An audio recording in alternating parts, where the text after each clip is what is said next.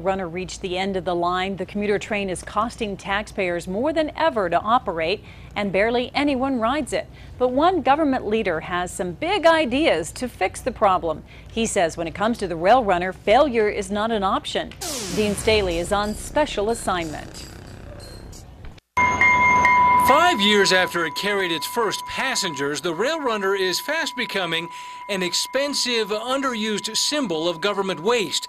The Martinez administration is taking notice. I mean, it's just craziness. I mean, this is not the way the state should be run. It is our time. We need to go back and look at how this thing is being operated and how can we stop the bleeding. Governor Martinez sees the rail runner as Bill Richardson's bridge to nowhere, and the new governor would just as soon walk away from what right now looks like a financial boondoggle. The $840 million debt alone cost taxpayers more than $100,000 a day.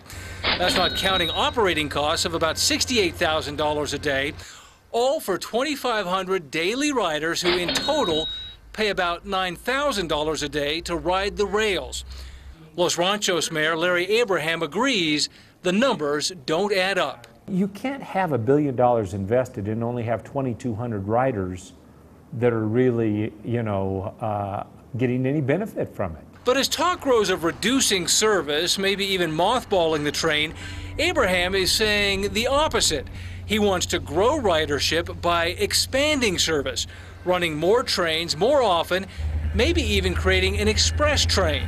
In short, go big. Maybe you put slot machines on some of the trains. I'm not sure. But we got to think out of the box because we have a lot invested in this train. Abraham has other ideas like high-density communities with retail built up around each rail station, maybe a link to the spaceport north of Las Cruces, or make it a tourist train run by the state's Economic Development Department.